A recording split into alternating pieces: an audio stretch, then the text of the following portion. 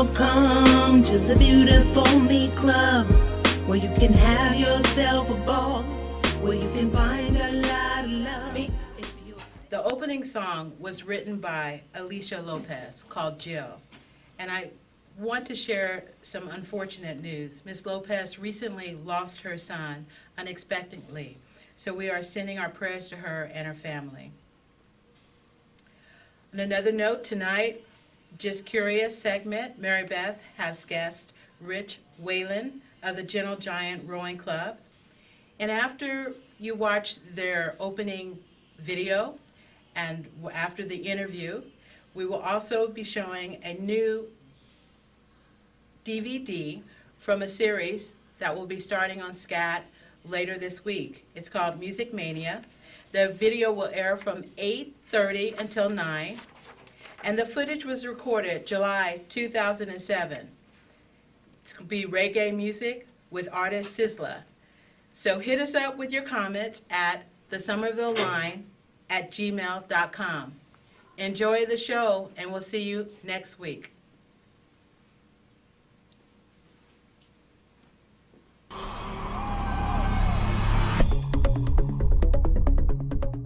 Next, we head over to the Mystic River, where students from Somerville and Everett are part of a crew team. The kids head out every afternoon, rain or shine. I just thought it would be a fun sport, and it seemed a lot more fun than the other ones. Roll down to waist and row. Roll away from the dock. The thing I love the most is being out in the water.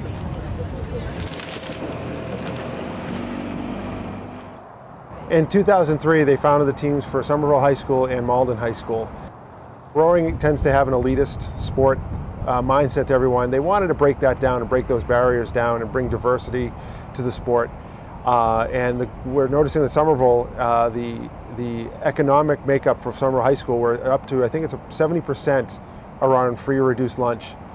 And that mimics a lot of the communities in the area. And these kids that we bring down to the river would have no access to something like this if it wasn't for us. And the moving company, their donation allows us to do that for them. The schools do support, they pay the stipends for the coaches, but our support is we provide the equipment. The hulls they row in, the launches, gas, oars, the rowing machines. We've seen a lot of good things come out of the program. We've seen C students become A students. And we think that the factor in that is not just that the confidence that's built on the water, that these kids come out and they've never been exposed to anything like this, and they found that they can do this through hard work. And they're exposed to the ultimate team sport, which is rowing. Every other sport is a team sport, basketball, baseball, hockey, whatever you want to do. But in rowing, if you're 8 guys or 8 girls in a boat and you want to go somewhere, you have to work together.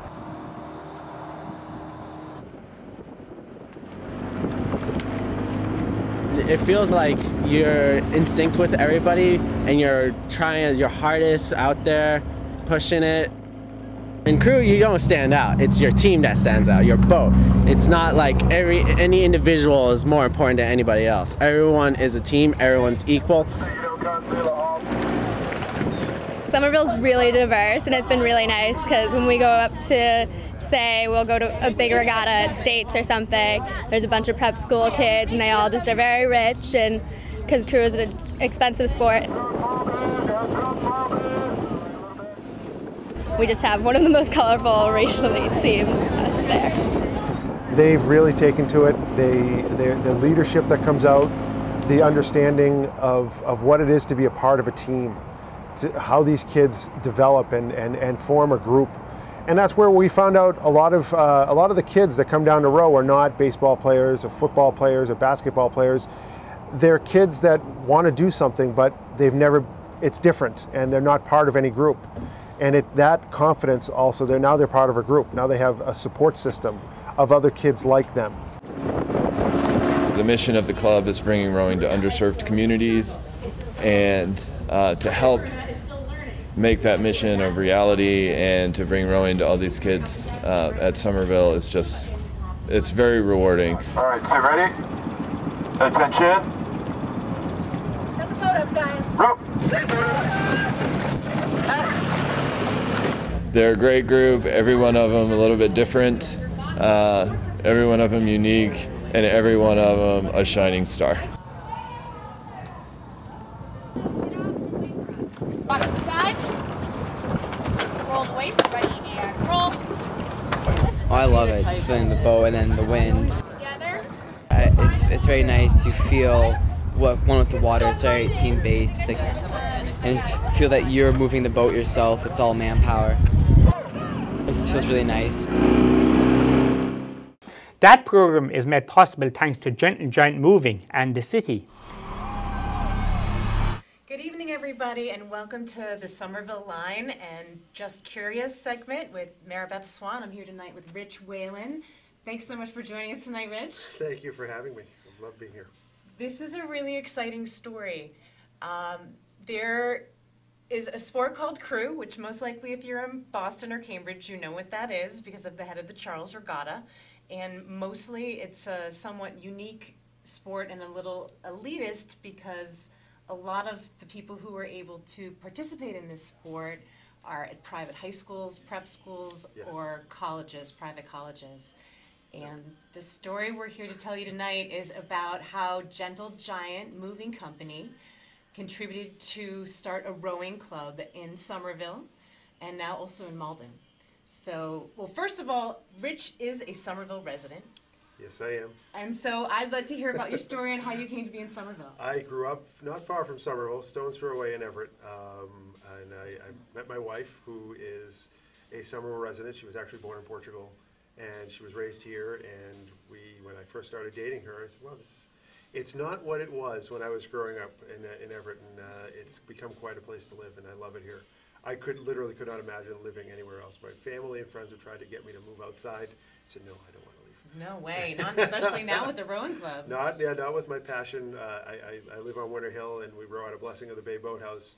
I can walk to the boathouse within 10 minutes. Oh, wow, Yeah. that's fabulous. Yeah. So how did you get involved in rowing? Let's start with your backstory. I went to the University of Lowell, which is now UMass Lowell, and I was a runner in high school, and I said, I want to do something different. I don't want to. I was never a big fan of running. I never found that runner's high that they talk about.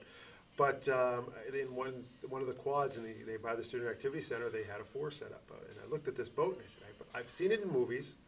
I've never been close to one, and I said, I want to try this.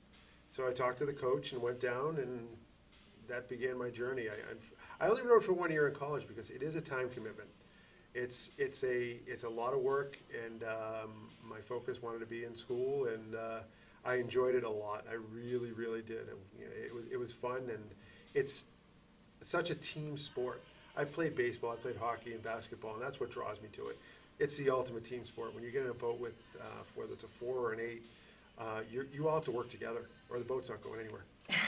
So tell us, some people may not be familiar with the sport. Okay. So can you tell us, when you said there's a 4, so can you give us a little Go background? over the basics, sure. A 4 is, when I talk about 4, it's a 4 with the coxswain, and it's called a sweep boat. There's 2 types of rowing. There's sculling, which is what a lot of people picture a person by themselves in the boat with 2 oars, and they're rowing along by themselves.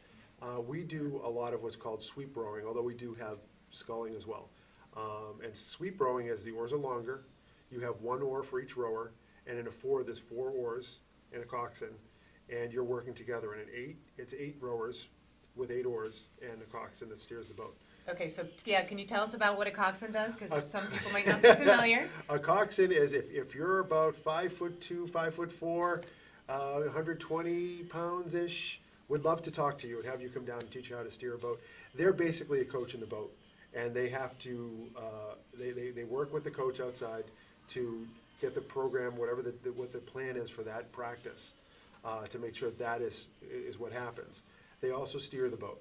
And on a course like Head of the Charles, it's termed a coxswain's course because of all the bridges. It's a crowded race. There are so many turns. I don't envy any coxswains that drive the boats for that course. We're fortunate enough to have one that's, she's been around for a while. She's coxed over 25 Head of the Charles regattas. She knows that course. 2 years ago when she was our coxswain, she apologized to us because there was one turn. She goes, I could have taken that by the bridge, by the Weeks Foot Bridge better. Like, Anita, you were that far off of the supports to the bridge. I should have been closer. you were inches away. You were perfect. You couldn't do much better. And we're fortunate to have a coxswain that's that good. We have others as well. We're very lucky this year with our coxswains. So a coxswain needs to be someone who's a little smaller. Yes. And the rowers, what's the definition of an awesome rower? A definition of a stereotypical rower is about 6'5", which I'm 3 inches shy of that, roughly around 200, 210 pounds, and in shape. But we have all shapes and sizes that row with us. We really do. We have rowers that are just over 5 feet tall. We had a rower that I rowed in last year ahead of the Charles. She unfortunately moved away for work. She lives in New York now. Her name was Victoria Farr. She was a phenomenal rower, but she was about 5'3", I think.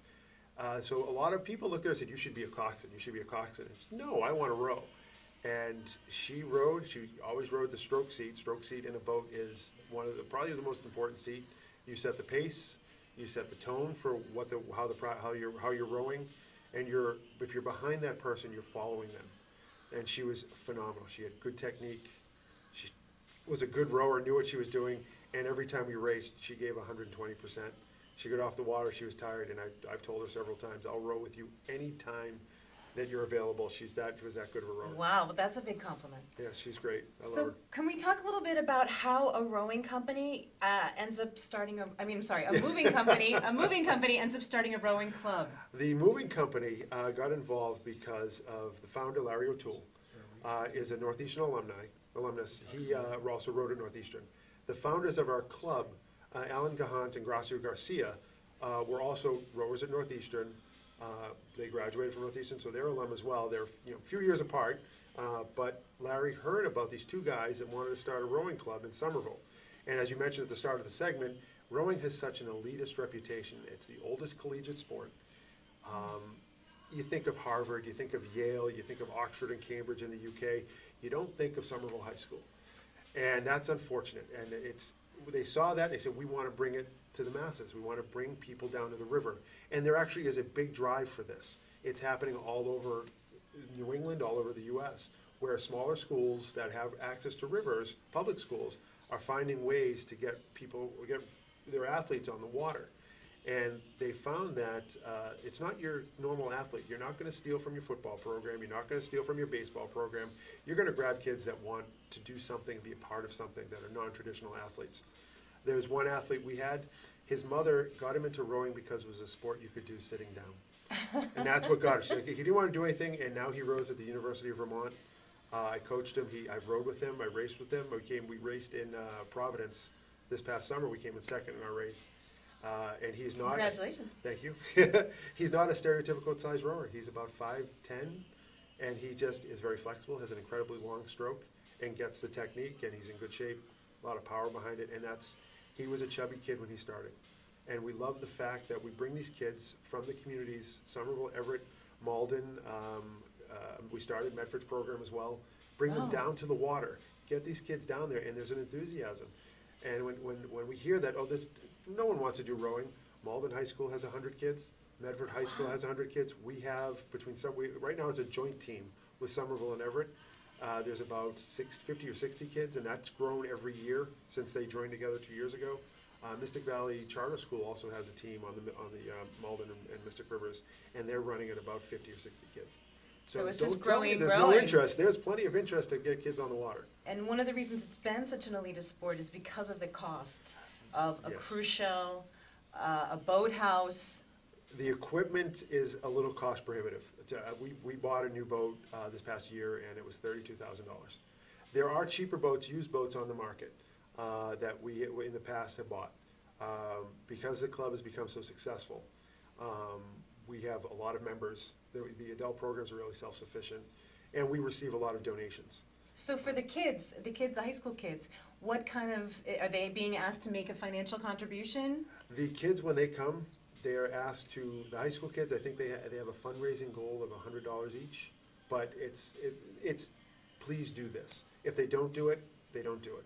But other than that, in our fall program, kids from Somerville, Everett, Malden, Medford has a fall program, so they don't row with us, but Chelsea, those areas, they want to row with us, they row for free. Oh, that is amazing. Larry O'Toole, that's how we became Gentle Giant Rowing. He said, "Look, if you do this and let me have the naming rights, I'll give you a donation, and that allows it. And the kids row for free, and it's an incredible sport to see them involved in. The positives that we see, the way that the kids come together and support each other. These are kids that, like I said, they're non-traditional athletes. They come down to the river, and they make new friends. They have a support system. We've seen C students become A students because of this support system. I have goosebumps. I love it when our kids row. I love to hear stories like that. Don't get me wrong, I love when our kids win medals. I love when we won the race. We came and said we have this medal.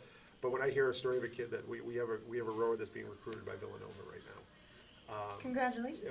Thank you. We're psyched. We love to hear that. To see the transformation, to see them come in and not be the freshmen and they don't know, or even if they come in sophomore or junior year, and they want to try it and they just fall in love with it. It's really an addictive sport. I would love to see everyone in Somerville down at the river. So we have the Head of the Charles Regatta that we mentioned. It's coming up. It's a week from Saturday and Sunday, October 17th and 18th. And Gentle Giant Rowing Club will be represented. We will be represented. We have 6 entries. Okay. We have an entry, and we'll go through the events. We have a Senior Masters Women's 4, a Masters Women's 4, a Club Women's 4, Men's Masters 4, a Men's Senior Masters 4, and a Men's Junior 4. So all 4s are racing this year. And we're ecstatic to have all the entries in. It's a challenging regatta. It's a very competitive race. A lot of training goes in. We had my boat last year that I'm in. I'm racing in the Men's Masters 4. We didn't have such a good row last week, and we started off this week great. We had a great row this morning, and we're very much looking forward to racing in a week and a half. It's for us. It's a long season. It's a marathon, not a sprint. We get on the water at the end of March. This year was a little challenging because the river was still frozen. So we did some land workouts we have 19 rowing machines that we call ergs. They're medieval torture devices, as we lovingly call them. There's no forget. It really keeps you honest and trains you, conditions you, and it gets you ready. And to get on the water and be this long, our season is climaxing, and it's a happy and sad time. It's like the torture's going to end, but it's going to end. The river's going to freeze. So any kids that might be watching this, or parents of kids that might be watching this, want them to get involved with Crew. And your season starts, you said, in March? The high school season does start in March. They start, usually it's the 2nd or 3rd week of March that they're on the water. As long as the weather provides us for them to get on the water and the temperature is right. There's a formula of a combination of water temperature and air temperature that determines if we can go out on the water and what boats we can take out for purely safety. And you take a break in the summer, or kids keep rowing in the summer? In the summer, the high school programs, we invite them to row with us with our regular morning and evening programs. Okay. This year, actually, this summer, we will be holding a summer camp. Mainly for middle schoolers is our target, but we will invite, if high schoolers want to come down and continue the season, we'd love to have them. A lot of the issue with the middle schoolers is the weight of the boat. The equipment is just heavy. We received a grant from a person who wishes to, anonymous grant. They reached out to us and said, we'd like to give you money. We think you do great things, but we don't want any credit. Fine. We can do that. And through that money, we're buying it's a barge that sit in the water. It's stable, so they can go out. They don't have to carry it. They can just get out, and we can take that out in the river with them, and they can learn the basics there on this very flat, stable platform. And then as they get more experience, we can take them into a regular hull. So there's a lot of security. A lot of people are concerned about the boats flipping, and that's understandable. I've been in a boat that flipped, and it is a little scary when it happens. But I bet. In the bigger boats, in the 8s and the 4s, and especially in an 8, you really have to want to flip it. You really have to do something bad. The 4, that's a little less stable. That can happen. The smaller boats is when it can happen. Well, Rich, I know you brought some things with you. We wanted to make, you said there's a fundraiser coming up? There is a fundraiser coming up. Okay, well, let's make a plug for that. Oh, definitely. Thank you. It's coming up on October 20th at Flatbread Pizza in Davis Square. And in general, any Tuesday night, if you're hungry and you don't want to cook, go to Flatbread in Davis Square. They do a fundraiser every Tuesday for charities. So I think it's $3.50 from every pizza sold goes to that charity that night. What a great idea. It's great. It's been a great thing for us. It's an end of season party for us as well. And we'll have a prize auction and silent auction. We have prizes from different businesses in the area. Somerville Theater donated some tickets. Of course, now I'm drawing a blank on everything. We have some coffee donated from Green Mountain Coffee. We have tickets to different museums. an autographed baseball from the Red Sox. They haven't told me who it's autographed by. For whatever reason, I have no idea, but they told me we're getting an autographed baseball from the Red Sox. Awesome. Yeah. And you can go to gentlegiantrowingclub.org if you want to make a donation yourself. The club is also looking for towels, cleaning supplies, Clorox wipes, empty kitty litter bottles with lids for use as buoys, D batteries for ergs and coaches launch lights, AA batteries for bow launch lights, and an equipment cart or wheelbarrow, as well as some plastic milk crates. If you happen to have some of those around, please contact the Rowing Club. And I would love to get some of the props that you brought tonight. I brought some, when you told me to come in, I said, okay, I'll bring some stuff. We talked about coxswains. This device here is called the Cox Box. We'll hold it up over here, I guess. And what this does, this plugs into the boat. There's a speaker system in the boat. The coxswain would wear this on their head. So this would be my mic up to their head. And I don't know if I'll turn this on and it'll read out. I don't know if you can see if I'm pointing over here. And what these numbers are, this is just a timer. One is a stroke count, and the other tells the there's a magnet underneath the stroke seat of the boat, and that tells the coxswain how fast you're rowing, how many strokes per minute. In a typical race, we go about 32 to 34 strokes per minute. Oh wow, that's pretty fast. I'm just afraid. I just want us to get into what you have here. You've got some medals. I brought some medals. This was my first one from when I was in college. It's a favorite one of mine, just because it's the first one when I was in college. This one is unique because I got this medal from the head of the school called Regatta in Philadelphia, not as a rower. Tilt it a little bit. Tilt a little bit? Okay, get away from the light there. Yeah, yeah. I didn't get this as a rower, I got this as a coxswain. I was Jabba the Cox. We had a women's 8 of all things that the coxswain couldn't make it, and I was an extra person there. I said, well, I can do it, and I know how to cox. And they looked at me and said, well, we have no choice. And they pulled hard and won. That's and so I got a medal. Typically with coxswains too, when you win a race in college anyway, you throw the coxswain in the water. Yes. And they didn't do that to me, thank God. I think it was also because I'm a little hefty. They might have been hard to lift you. So, and you got a vest on here. This is this vest we wear. It's a warmer vest for cold weather gear. I have a jacket here that's also a cold weather gear jacket, and this is typical what we wear for races. The clothing that we wear in general is similar to this. This is called a unisuit. It's basically spandex, and it's so you don't get caught with the oar when you're rowing. It doesn't get caught. The seats move back and forth. You're not getting caught up in anything, and it's very form-fitting. And the head of the Charles is a race that they say if you want to come down and see some attractive people wearing tight clothes, go to that race. Well, we are so thankful you came down to join us tonight. We wish you the best of luck at Head of the Charles. Thank you. And we'll keep our eye posted on Gentle Giant Rowing Club. Thanks so much. Yep. Everyone, please stay tuned for Music Mania TV with reggae guest Sizzla, recorded in 2007. Thanks again for joining us, Rich. Thank you very much for having me. Whatever you have on your table, we're able to fix it and end it. Talk it out, cry it out, and shout. Leave your woes me, girl, I'm trying to make it. I guess I am alright. Leave your money tight, my man ain't right out in the wind tonight. We came here to party, to smile, to get your me on for a while, to get your groove back, honey child. So get your cute on, let's get wild. And beautiful me baby, that's what I call myself. I lay my attitude on the shelf. It's about me and no one else but beautiful you baby. I'm talking dollars and not cents. It's not arrogance but confidence. So pick your head up and come on in. There's no drama, I'm saying, and no haters up in this spot. You treat it like the queen that you are. Here you walk the red carpet like a superstar. And beautiful you baby, and beautiful me too. I tell you what we're gonna do. We're gonna party like tonight is through. Beautiful you, and beautiful me too. Beautiful you, and beautiful me too. Beautiful you, yeah, and beautiful me too. Beautiful you, beautiful you. Be excited, you're invited to take a part in our new spot. Here you're not judged by what you got. Everything and everybody here is hot, cause the beautiful me club, baby, it is a party of the mind. Here your self-esteem is sure to climb, so put your troubles down and let's unwind. Beautiful you, and beautiful me too.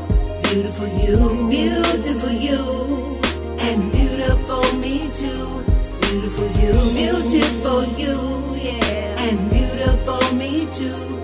Beautiful you, beautiful you. Da da da da da da, a shoo doo doo doo doo doo, a da da da da da da, a beautiful you, a da da da da da da, a beautiful you, a da da. Beautiful you, beautiful you, beautiful you, and beautiful me too. Beautiful you, beautiful you, and beautiful me too.